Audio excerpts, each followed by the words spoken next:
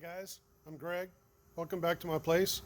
I'm back in my shop again, working on a piece of equipment.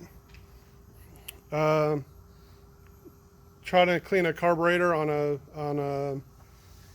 This is a Briggs Stratton 200cc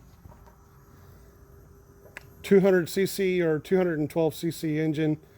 At this point, this says Briggs Stratton on it, but I believe it's a Chinese clone. In this size, I don't think they're any longer American made. Um, anyway, I had a customer complaining that it was having a hard time running, so I brought it back. Didn't really know what was wrong with it. Couldn't get it to run on spray. That's what I started with. I learned that the spark plug was bad. It was fouled, and it was completely broken. I put a new spark plug in it, and it's still having problems running on like without choke. It would run on like half choke or a quarter choke. Finally, I got it to run a little bit without choke, with the choke turned off completely. But I realized that was the problem that they had in the field, was it wasn't running.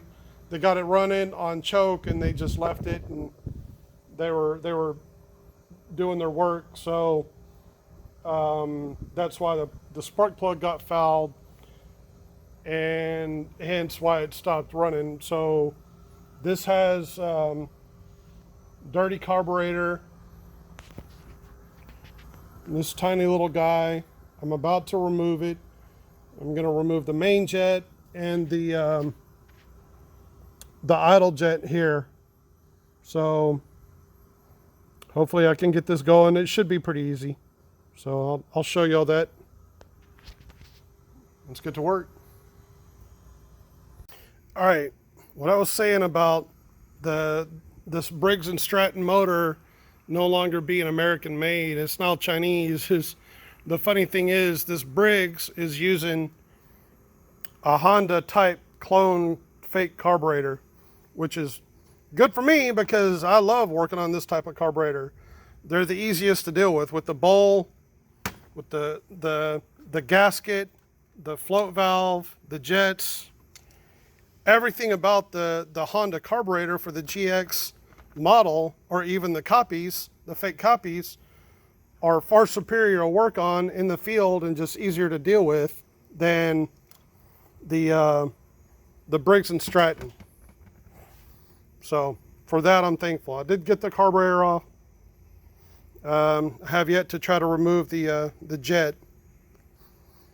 So I'm about to get into that, and I'll be taking out the idle jet here and check on that. I'll be running some teeny little wire through that. So this, get that to focus. This will go through the idle jet. This one won't. This is going to be the main jet. So if you're curious, I don't even know what diameter this is. No idea. Usually just use trash bag tire wrap type to clean the jets on the carburetor.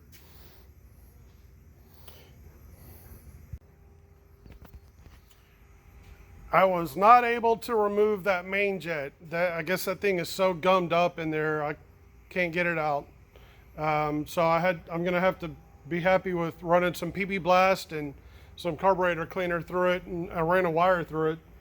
Surprisingly enough, this I had to use the thin wire. I had to use this one, this tiny one, to go through the jet. I guess they used a smaller jet on this model than what typically is on the other Honda carburetors. But now I'm about to remove this idle jet and see what I can do about this one.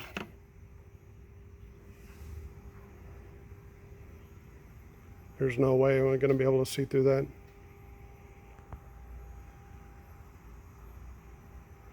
All right, I'll get back to you. Hey, I was able to get the wire through there. Through that tiny little jet.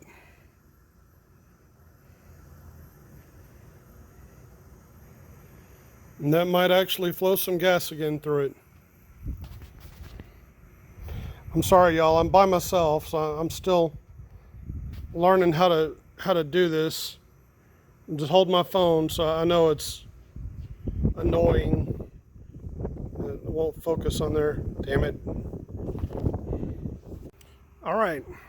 I got the carburetor put back together, put it back on the machine. I'm about to put the air cleaner housing back on and check it out, see if it works. The idle jet and the main jet were really clogged. They're really dirty. That's why I'm hoping why this has been having problems running. All right, here we go. This is the first pull since getting it back together. Choke is on, switch is on, throttle. Let's see how this goes. Hey!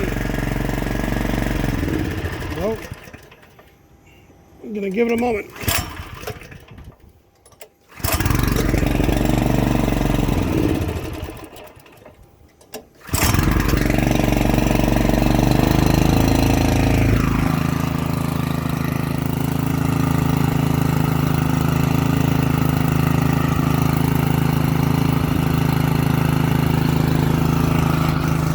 Let it warm up.